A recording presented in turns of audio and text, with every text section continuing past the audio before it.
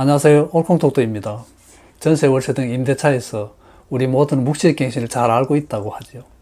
임대인, 임차인 모두 아무 말 없이 지나가면 자동으로 임대차가 갱신되어 같은 조건으로 더 살 수 있는 게 묵시적갱신이 아니냐면서요. 맞습니다.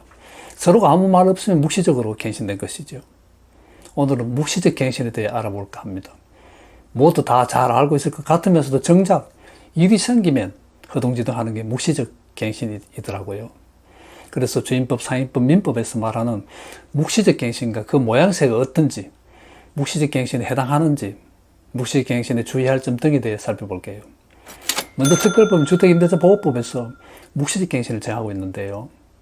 임대인이 임대차 기간이 끝나기 6개월 전부터 2개월 전까지 임차인에게 갱신 거절이나 계약 조건 변경 통지를 안 한 경우에 기존의 임대차와 동일한 조건으로 다시 임대차 한 것으로 본다 하고 묵시적 갱신을 규정하고 있죠. 이때 임차인은 임대차 기간 끝나기 2개월 전까지 통지하지 않으면 묵시적 갱신이 되죠. 이 경우 임대차의 존속기간 2년이고요.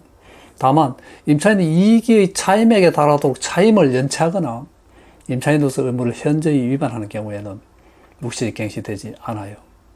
묵시적으로 갱신된 경우에 임차인은 언제든지 임대인에게 계약 해지를 통지할 수 있고요. 임대인은 그 통지를 받은 날부터 3개월이 지나면 해지 효력이 발생해요. 그리고 민법에 의한 묵시적 갱신도 가능해요. 다만 특별법인 주택임대차보호법이 적용되지 않는 경우에 보완적으로 적용되는 거죠. 실제로 흔하지는 않아요. 임대인이 바로 조치를 취하니까요. 민법상 묵시적 갱신은요, 임대차 기간이 만료하는 임차인이 계속 사용 수익하는 경우에 임대인이 상당한 기간 내에 이의를 제기하지 않으면 전 임대차와 동일한 조건으로 계약이 갱신된 것으로 보죠.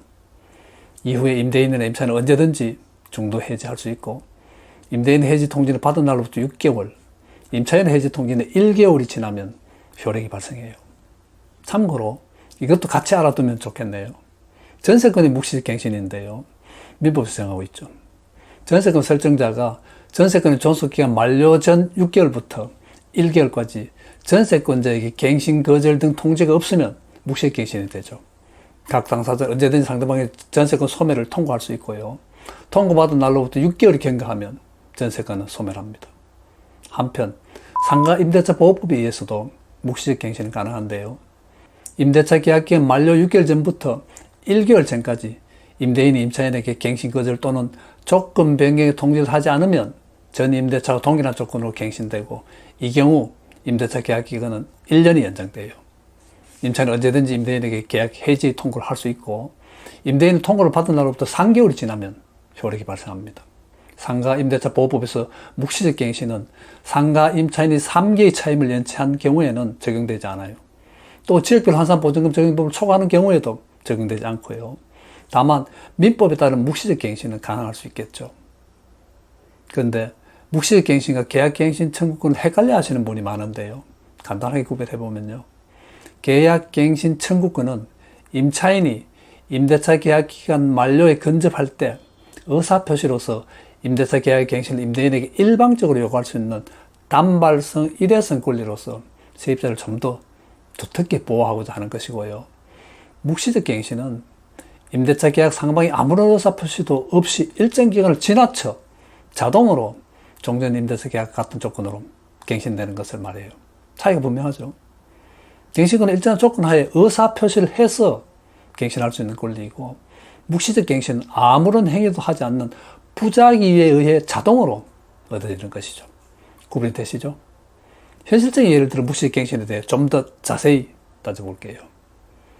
어떤 주택 월세 임차인이 임대차 기간 만료 4, 5개월 전에 임대인에게 전화를 걸어 안부를 물으면서 이사하기도 그렇고 해서 계속해서 더 살아야 되겠어요 하면서 간단한 통화를 했고 이후 상반 모두 아무 연락 없이 임대차 기간은 만료되었어요. 물론 새 계약서 작성도 없을 거예요. 이 경우 임차인은 묵시적 갱신을 주장할 수 있을까요? 없을까요? 결론부터 말씀드리면 묵시적 갱신을 주장하여 관철 시킬 수도 있고 또 묵시적 갱신이 안 될 수도 있습니다.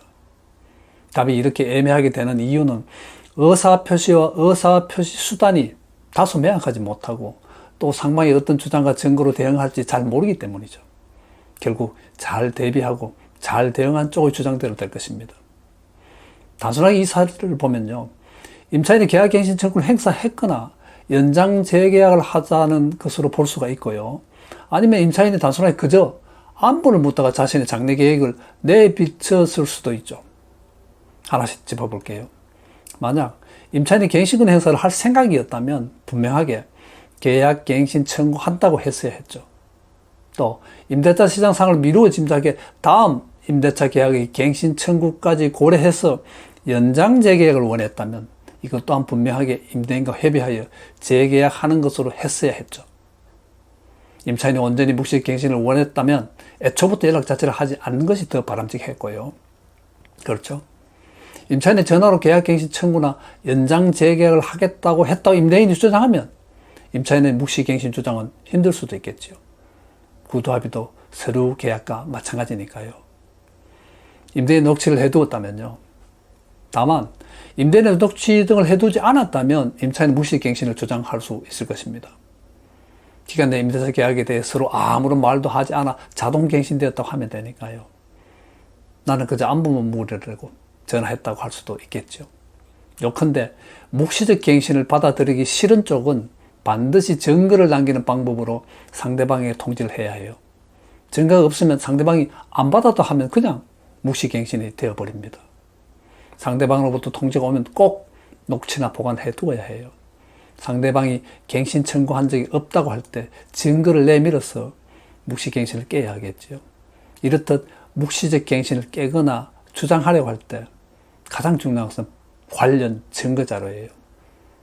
계약이 있어서 증거는 그야말로 나를 지키는 보금이라 할 것입니다. 묵시적 갱신 잘 이해하셔서 성공하는 임대차 계약이 되면 좋겠습니다. 그리고 보증금 또는 차임증감이 없는 묵시갱신은 주택임대차 신고 대상이 아니에요. 구독과 좋아요 부탁드리고요. 곧 또 뵐게요.